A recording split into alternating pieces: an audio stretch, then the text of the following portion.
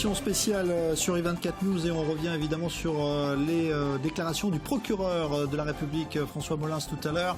Il a donc donné le bilan de cet assaut qui était très spectaculaire mené ce matin dans 2 appartements de Saint-Denis où se trouvait, il l'a dit, en tout cas c'était la cible, Abdelhamid Abaoud qui est le commanditaire présumé des attentats de vendredi dernier. Alors pour l'instant, 8 personnes sont gardées à vue, dont certaines blessées lors de l'assaut, mais Abaoud ne figure pas parmi ces gardés à vue. Il figure peut-être parmi les corps d'au moins 2 terroristes qui ont été retrouvés dans les décombres, parce que ça a été un assaut assez violent, de cet appartement. Il y a également une femme qui figure parmi ces 2 terroristes tués, une femme qui pourrait avoir actionné une ceinture d'explosifs lors de l'affrontement avec les forces de police françaises, qui serait une première sur le territoire français et peut-être même une première pour l'État islamique, car jusqu'à présent, on n'était pas habitué à voir les femmes jouer un rôle de combattantes au sein de Daesh, comme nous l'explique Cyril Amar.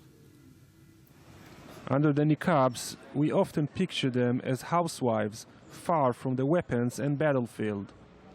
But the number of women exhibiting a willingness to be part of the Islamic State keeps on increasing. Out of the 4,000 Westerns to join the terror group's ranks, more than 550 are women. Alors, ce n'est pas la version de Cyril Amar que vous entendrez un petit peu plus tard, puisqu'il s'agissait de la version anglaise. Et oui, c'est ça, I24 News, 3 chaînes, anglaise, française, arabe. Que voulez-vous, peut-être belge un jour avec vous, grâce à vous. En tout cas, Laurent Siget. On va accueillir au téléphone, puisqu'il est en ligne avec nous, Ephraim Herrera. Bonsoir, vous êtes écrivain spécialiste de l'islam. Vous connaissez bien donc ce phénomène.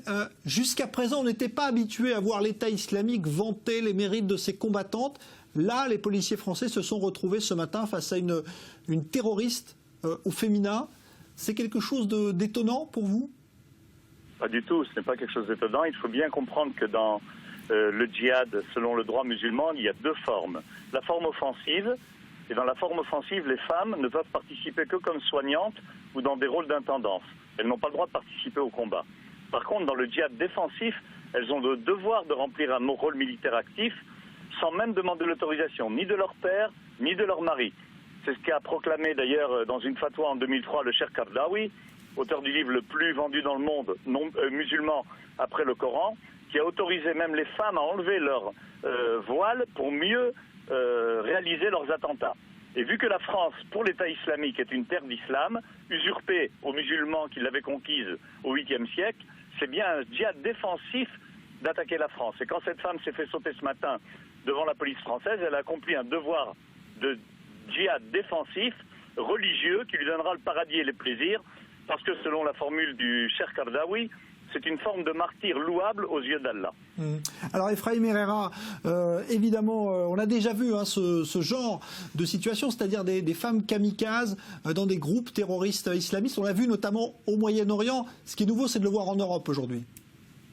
Absolument, c'est un phénomène nouveau, mais il faut bien remarquer que l'État islamique a déclaré clairement qu'il allait attaquer la France. Dans le 2e numéro de la revue en français qu'il publie sur Internet, qui s'appelle Darul Islam, il titrait qu'Allah maudisse la France. Il donnait 7 raisons pour lesquelles il fallait attaquer la France.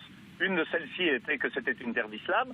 Les autres, c'est qu'elle a attaqué à l'époque des croisades, à l'époque napoléonienne, qu'elle a fait les colonies, qu'elle a des juifs à sa direction, vu que la femme de Valls est un juif, et qu'aujourd'hui elle bombarde avec ses avions de chasse les cibles de l'État islamique en Syrie. Donc pour toutes ces raisons, c'est un devoir d'attaquer la France. Ils l'ont dit clairement et ils l'écrivent clairement.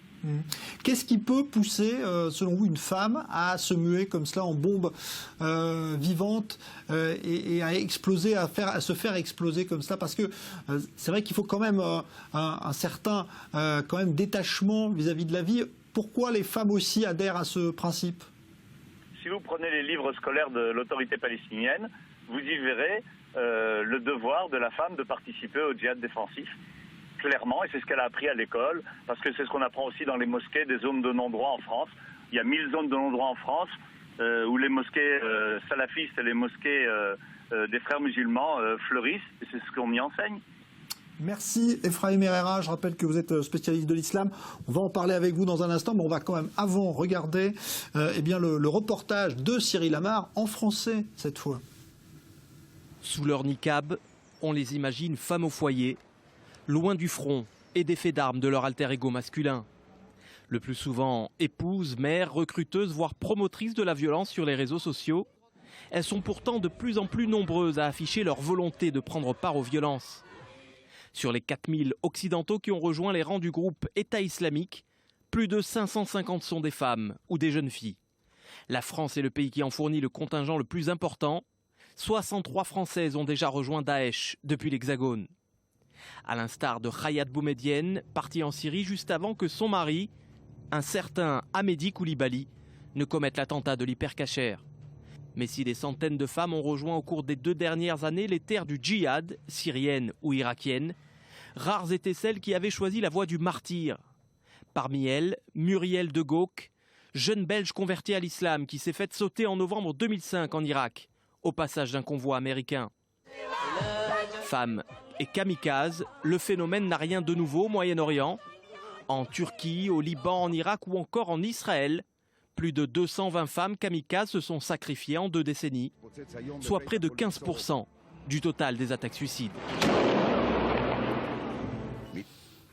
Voilà donc pour ce phénomène que la France a peut-être rencontré donc pour la première fois, même si il va falloir entendre les conclusions complètes des investigations, a dit tout à l'heure le procureur de la République François Molins. Alors, Laurent Siget, on a vu... Juste une petite remarque, notre spécialiste là, du djihad qui a tout à fait raison, dit qu'effectivement les femmes ont un rôle, etc.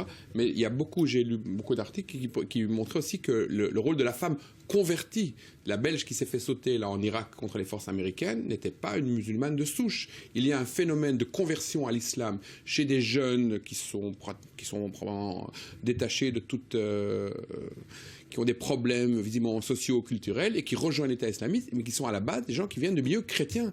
Le pourcentage de ces femmes qui sont impliquées dans des actes de ce type-là est beaucoup plus important que les gens qui sont nés musulmans. Evan Sapir, sur ce phénomène de femmes donc, qui pourraient maintenant devenir des martyrs.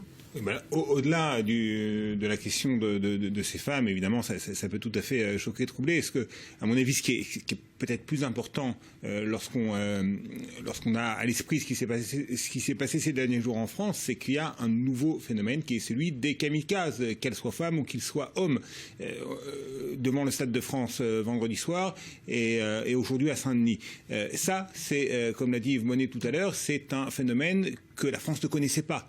Peut-être que d'ailleurs dans ce domaine il y aura davantage de coopération entre la France et Israël. Peut-être que Israël, qui malheureusement a l'expérience de ce genre d'attentat, pourra faire profiter à la France d'un certain nombre de ses connaissances acquises dans cette lutte contre un type de terrorisme contre lequel il est très difficile de lutter. Quand vous avez en face de vous des gens qui sont prêts à tout jusqu'au sacrifice de leur propre vie pour commettre leur forfait, pour commettre des attentats. Là, véritablement, c'est un défi sécuritaire tout à fait inédit pour les forces de sécurité françaises. D'ailleurs, on a vu que l'exemple d'Israël a été énormément cité dans les médias français ces derniers jours. Un beau mot pour le gouvernement israélien, venant de ma part, c'est quand même tout à fait relativement rare.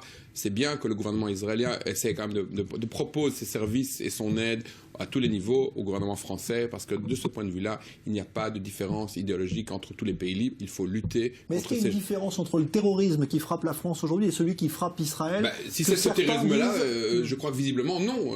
Nous avons une expérience, comme l'a dit Drone, nous avons une expérience très riche dans ce domaine-là, et il faut absolument aider. Mais ça va aussi demander aux Français d'engager des arabisants. Il va falloir que la police française s'arabise, qu'il y ait des gens qui comprennent aussi la mentalité, pour pouvoir lutter contre un ennemi. C'est ça. Nous avons ici le contre-espionnage israélien, le Shabak, a quand même beaucoup de gens qui sont arabisants, qui parlent couramment, qui savent se déguiser, qui ressemblent et qui savent infiltrer ces gens. Il va falloir que la police française aussi engage des arabisants afin de pouvoir infiltrer les quartiers et essayer de voir où on peut déloger ces gens. Je pense qu'effectivement, Laurent a raison d'adresser un satisfecit au gouvernement israélien. C'est rare de ma part. Et c'est rare de la part de Laurent Siget, on le sait. Maintenant, derrière une sincère volonté d'aider la France dans cette guerre, encore une fois, qu'elle mène contre le terrorisme d'inspiration islamiste, il y a aussi de la part des Israéliens un message politique. Il est le suivant: nous sommes dans le même bateau. Et et bien évidemment, les Israéliens espèrent que les Européens, les Français, mais pas seulement les Français, puissent être convaincus du fait que les méthodes de lutte israélienne contre le terrorisme, que certains en Europe, que de très nombreuses personnes en Europe, jusqu'au gouvernement européen, notamment les Scandinaves, mais pas seulement eux, ces gouvernements ont reproché dans le passé et encore aujourd'hui à Israël d'utiliser des méthodes trop musclées contre le terrorisme d'inspiration islamiste et notamment dans la bande de Gaza. Donc là, le message il est très clair. Nous avons affaire au même genre d'ennemis, donc soyez plus indulgents européens vis-à-vis des méthodes que nous employons en Israël contre le terrorisme. Je ne suis pas persuadé, en dépit du traumatisme que vient de vivre la France, je ne suis pas persuadé que les Européens soient tout à fait convaincus par ce genre de message, parce que les Européens continuent de penser, à tort ou à raison, que la lutte que mènent les Palestiniens contre Israël n'est pas seulement, en tout cas, une lutte d'inspiration djihadiste, qu'il y a là aussi des questions nationales, territoriales. Ouais. Alors justement, Netanyahou et Hollande